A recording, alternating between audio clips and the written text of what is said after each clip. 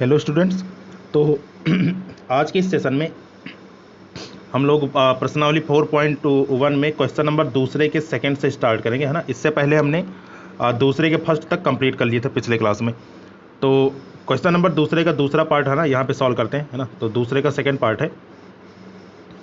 तो देखिए क्वेश्चन में यहाँ पे क्या कह रहा है। क्वेश्चन में ये बोल रहा है, ठीक है, कि दो क्रमागत धनात्मक पूर्णांकों का गुणनफल कितना है, 306 है, और हमें पूर्णांकों को ज्ञात करना है। तो हमें इसके लिए क्या बनाना है, हमें इसके लिए द्विघात समीकरण बनाने हैं, ठीक है। तो देखो कैसे बनेगा यहाँ पे।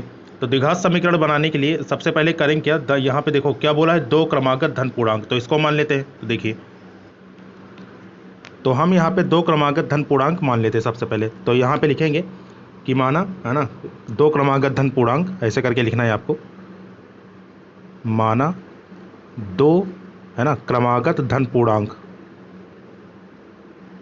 क्रमागत धन, ठीक है, पूर्णांक।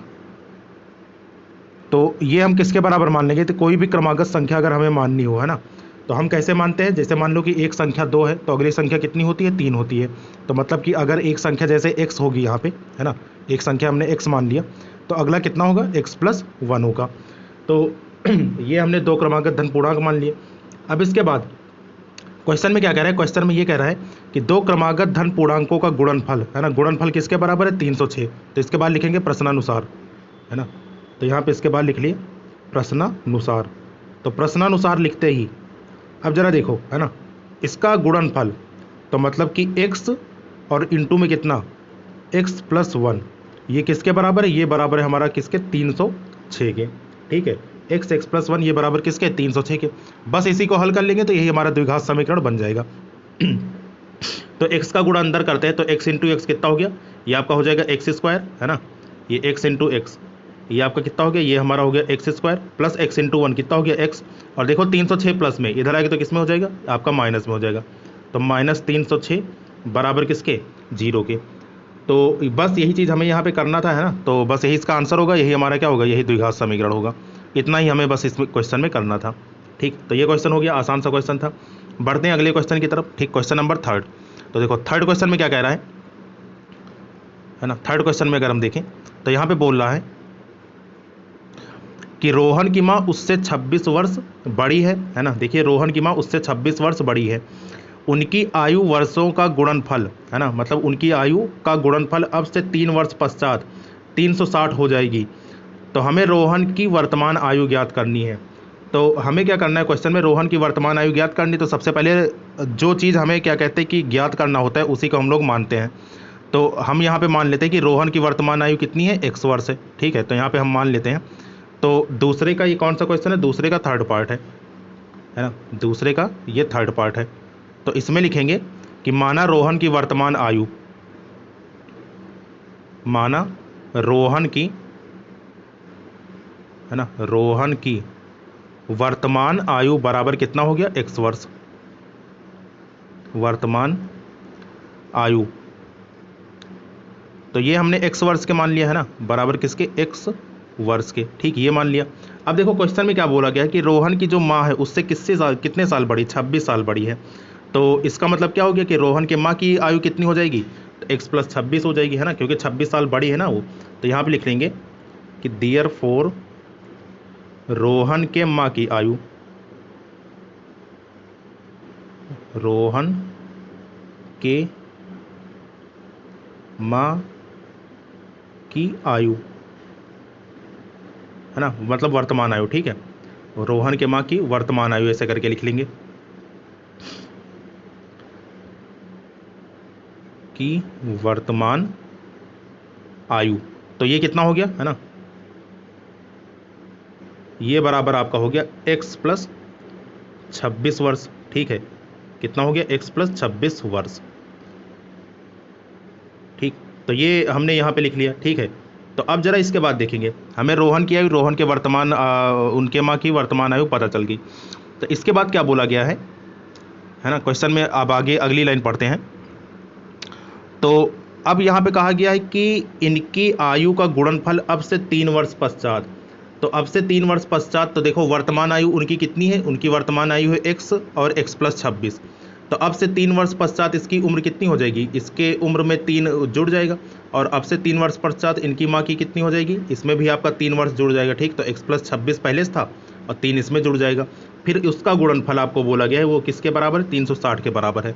तो यहाँ पे इसके बाद लिखेंगे, है ना, इसके बाद यहाँ पे लिखना है आपको प्रश्नानुसार। ठीक, तो यहाँ पे लिख लेंगे प्रश्नानुसार।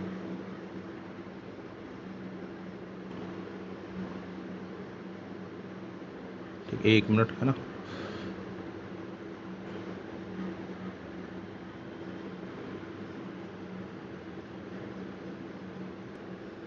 तो प्रश्नानुसार लिखने के बाद, है ना, अब 3 वर्ष बाद रोहन की आयु क्या होगी, है ना। तो यहाँ पे लिखेंगे 3 वर्ष पश्चात, है ना, 3 वर्ष पश्चात रोहन की आयु। ठीक, रोहन की आयु। तो 3 साल बाद रोहन की आयु कितनी हो जाएगी, अभी x है तो 3 साल बाद कितनी हो गई, x + 3 वर्ष, है ना। तो ये आपका हो गया कितना, x + 3 और यहाँ पे ये वर्ष। ठीक है, ये हो गया। अच्छा, और 3 वर्ष पश्चात, ठीक है, तो यहाँ पे लिखेंगे ये 3, है ना, ये ऐसे 3 उतार के, है ना, यहाँ पे 3 उतार के बाकी ऐसे कर लेंगे। तो 3 वर्ष पश्चात रोहन, है ना, के माँ की आयु, रोहन के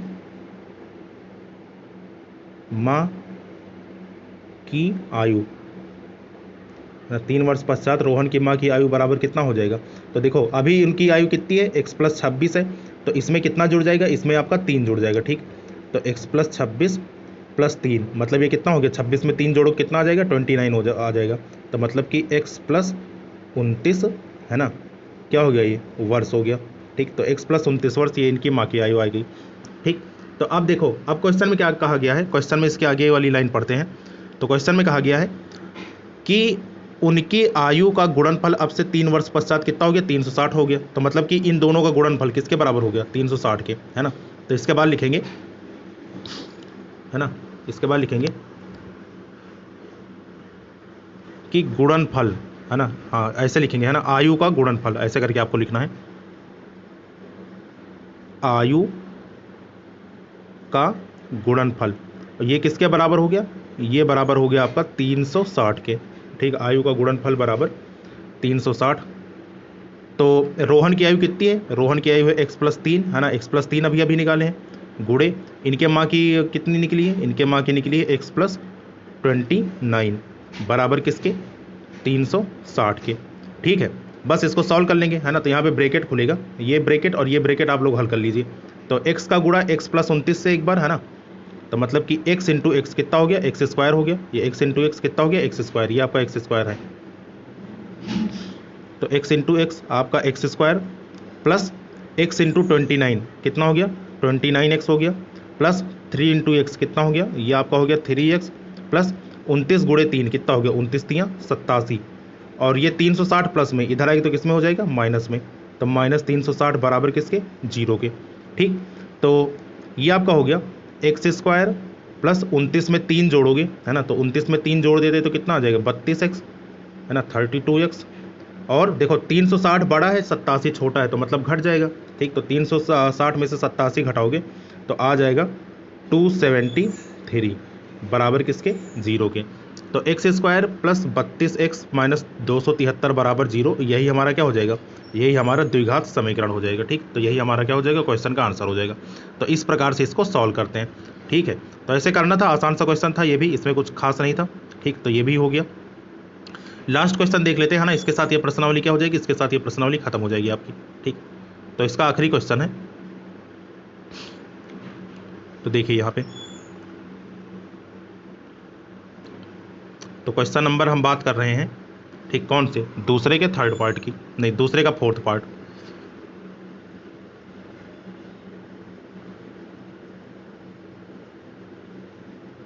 तो देखो सबसे पहले क्वेश्चन पढ़ते हैं। तो क्वेश्चन में यहाँ पे क्या कहा गया है, तो क्वेश्चन में कहा गया है कि एक रेलगाड़ी 480 किलोमीटर की दूरी समान चाल से तय करती है ना, मतलब एक कोई रेलगाड़ी है वो 480 किलोमीटर की दूरी क्या करती है, समान चाल से तय करती है। यदि इसकी चाल 8 किलोमीटर पर आवर कम होती तो वह उसी दूरी को तय करने में 3 घंटे अधिक लेती। तो हमें रेलगाड़ी की चाल ज्ञात करनी है, ऐसा हमें समीकरण यहाँ पे बनाना है। ठीक, तो देखो सबसे पहले हमें रेलगाड़ी की चाल ज्ञात करनी ना, तो रेलगाड़ी की चाल मान लेते हैं सबसे पहले। ठीक, तो जो चीज़ हमें ज्ञात करना होता है उसी को हम लोग मान लेते हैं। तो यहाँ पे लिखेंगे कि माना रेलगाड़ी की चाल बराबर। ठीक, तो यहाँ पे हम लिख लेते हैं, एक मिनट इसको थोड़ा जूम आउट कर लें। तो यहाँ पे लिखेंगे माना रेलगाड़ी की चाल बराबर।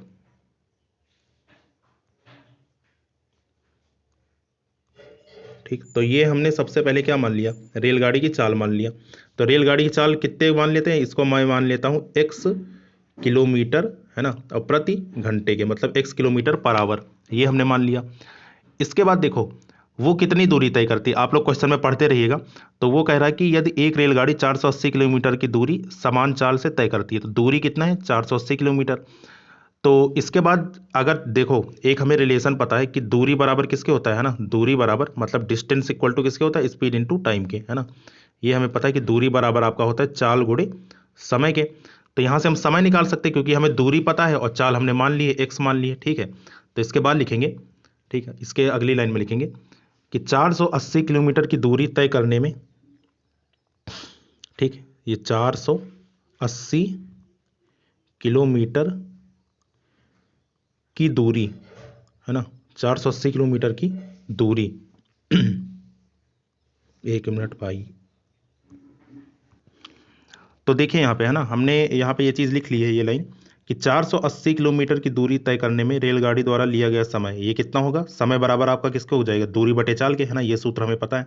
तो दूरी हमने 480 पता है क्वेश्चन में, और चाल कितनी मानी, x, तो 480 बटे x किलोमीटर, ये 480 किलोमीटर की दूरी तय करने में रेलगाड़ी द्वारा लिया गया समय। ठीक, तो ये समय हमें पता चल गया।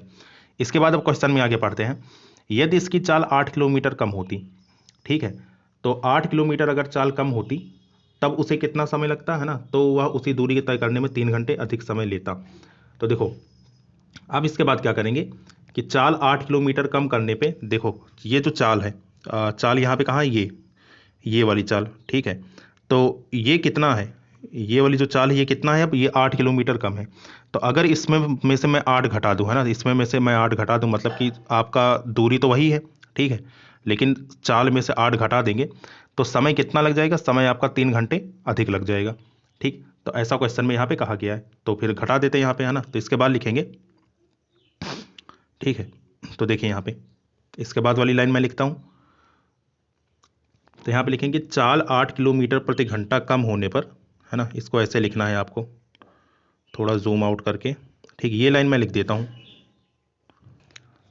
तो देखिए यहाँ पे, तो ये लाइन यहाँ पे लिख ली गई है, ठीक है, कि रेलगाड़ी द्वारा, ठीक है, क्या है कि चाल अगर 8 किलोमीटर प्रति घंटा कम हो जाए तो रेलगाड़ी द्वारा 480 किलोमीटर की दूरी तय करने में लिया गया समय ये कितना हो जाएगा, चाल कितना कम है, चाल आपका 8 किलोमीटर प्रति घंटा कम है। ठीक, तो पहले चाल हमारी x थी, अब ये 8 किलोमीटर प्रति घंटा कम हो गया, तो मतलब कितना हो गया, x माइनस 8 हो गया, है ना। तो ये समय अब पता चल गया।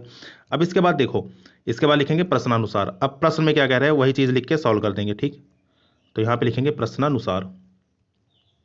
तो देखिए यहाँ पे,